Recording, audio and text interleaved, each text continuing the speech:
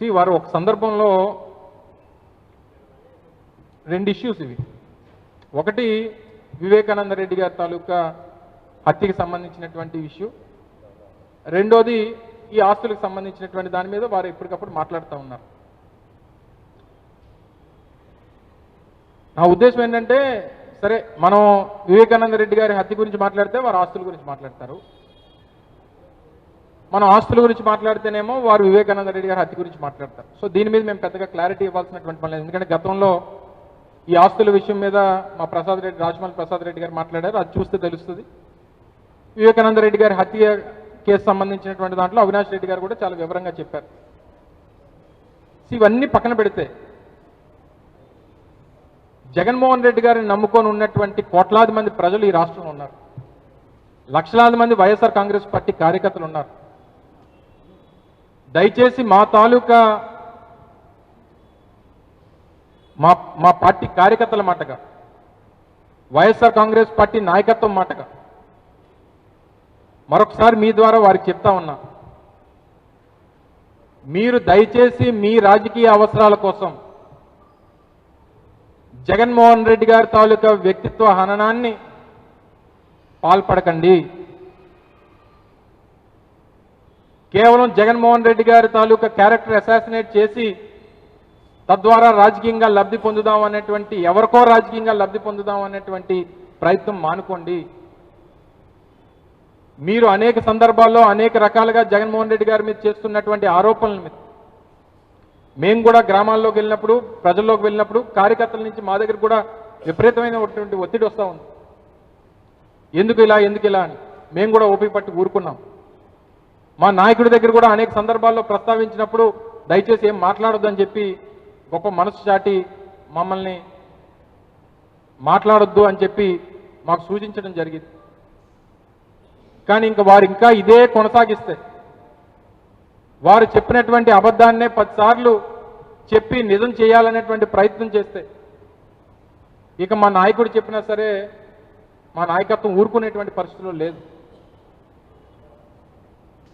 గట్టిగా సమాధానం చెప్పాలనేటువంటి భావంతోనే నాయకత్వం అంతా కూడా ఉంది. అంతవరకు తీసుకురావద్దు అనేటువంటిది నా తాలూకా సూచనగా వారికి తెలియజేస్తా ఉన్నా. ఎందుకంటే ఈ రాజకీయ పార్టీ వైఎస్ఆర్ కాంగ్రెస్ పార్టీ అనేటువంటిది కోట్లాది మంది ఈ పార్టీ మీద ఆధారపడి ఉన్నారు. నాయకత్వాన్ని టార్గెట్ చేస్తే, జగన్మోహన్ రెడ్డి గారిని టార్గెట్ చేస్తే ఉన్నటువంటి ఆ తెలుగుదేశం పార్టీకో కూటమి పార్టీకో ఉపయోగపడుతుంది అనేటువంటి ఉద్దేశం, వారి అవసరాల కోసం దయచేసి మీరు పనిచేయొద్దని చెప్పి కోరుతా ఉన్నాం. ఇప్పటికీ ఒక లిమిట్ అనేటువంటిది ఉంటుంది, లిమిట్ క్రాస్ అయిపోయింది. మేము కూడా సమాధానం చెప్పాల్సి, మేము చాలా వాస్తవాలు బయట పెట్టాల్సినటువంటి పరిస్థితి వస్తుంది. దయచేసి అంతవరకు తేవద్దు అనేటువంటిది నా తాలూకు సలహా. Thank you. అందుకని చెప్తున్నాను కదా, ఒక అబద్ధాన్ని 10 సార్లు చెప్పి నిజం చేయాలనేటువంటి ఆ మోడస్ ఆపరెండి ఎవరిది?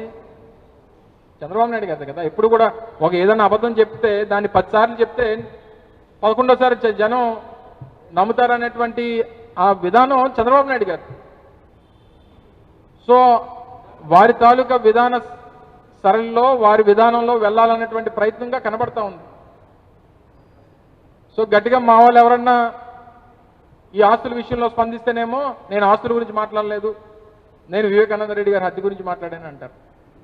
ఎవరన్నా గట్టిగా దాని మీద వివేకానంద రెడ్డి గారి హత్య మీద స్పందిస్తే నా ఆస్తుల సంగతి ఏంటని అంటారు. సో దయచేసి ఈ విషయం జోలికి ఎంతకంటే ఎక్కువ మాట్లాడాల్సినటువంటి పని లేదు. ఇప్పటికే దీని మీద చాలా క్లియర్గా మా పార్టీ స్టాండ్ అనేటువంటి తెలియజేశాం. ఇంకా దీన్ని ప్రేరేపించి, ఇంకా రెచ్చగొట్టి, ఇంకా చేసేటువంటి వస్తే ఇంక మళ్ళీ మిగిలినటువంటి రాజకీయ పార్టీలకి, మిగిలినటువంటి రాజకీయ పార్టీ ప్రముఖుల్ని ఏ రకంగా ఎదుర్కొంటామో వారు కూడా అదే రకమైనటువంటి ప్రతిస్పందన ఉంటుంది అనేటువంటి విషయాన్ని గమనించమని చెప్పి కోరుతా ఉన్నాం. ఏం చెప్పారు ఆయన? ఏం చెప్పారు? ప్రపోజల్స్ అనేటువంటివి అనేక ప్రపోజల్స్ అనేటువంటివి వస్తాయి. ఈరోజు రాష్ట్రంలో అమరావతి నిర్మాణం అనేటువంటి పేరిట ఎంత దోపిడీ జరుగుతూ ఉంది. ఓన్లీ డిజైన్ల కోసం 450 కోట్ల రూపాయలు, ఓన్లీ డిజైన్ల కోసం. అమరావతి అనేటువంటిది ఒక ఏటీఎం లాగా, చంద్రబాబు నాయుడు గారు వాడుకునేటువంటి ప్రయత్నం చేస్తూ ఉన్నాడు. ఇది నేను చెప్పినటువంటి మాట కాదు. ఇప్పుడు వారికి పార్ట్నర్గా ఉన్నటువంటి దేశ ప్రధాని నరేంద్ర మోడీ గారు చెప్పినటువంటి మాట. సో మాకున్నటువంటి చిత్తశుద్ధి ఏ ఒక్క సామాన్యుడిని ఇబ్బంది పెట్టకూడదు అనేటువంటి ఆలోచనతో అనేక ఆలోచనలు జరుగుతూ ఉంటాయి ప్రభుత్వంలో. So within the four walls జరిగేటువంటి ఆలోచనల్ని మేము బయటకు వచ్చి ఏది పడితే అది మాట్లాడుతామంటే మాట్లాడిన వాళ్ళ తాలూకు విజ్ఞతకు వదిలేస్తూ ఉన్నాం. సో డెఫినెట్గా జరిగినటువంటి కార్యక్రమాలు మా టైంలో స్టీల్ ప్లాంట్ని కాపాడుకునేటువంటి దిశగా మేము చేసినటువంటి మొన్న రిలీజ్ చేసినటువంటి ప్యాకేజ్ దేనికి బ్యాంకుల్లో ఎన్సీఎల్టీకి వెళ్ళిపోకుండా ఆపేటువంటి కార్యక్రమంలో భాగంగా ఇచ్చినటువంటి ప్యాకేజ్. ఏ ఉద్యోగస్తుని కాపాడేది చెప్పమనండి. 30 మంది ప్రాణాలు పోగొట్టుకొని సాధించుకున్నటువంటి ప్లాంట్ని సొంత గనుల కోసం కనీసం పార్లమెంట్ సభ్యులుగా స్థానిక పార్లమెంట్ సభ్యులు వెళ్ళి ప్రైవేట్ ప్లాంట్ కోసం అడుగుతారు, కాదనకు తప్పలేదు.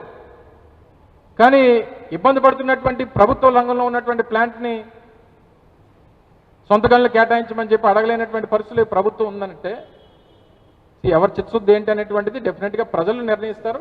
వేచి ఉండండి.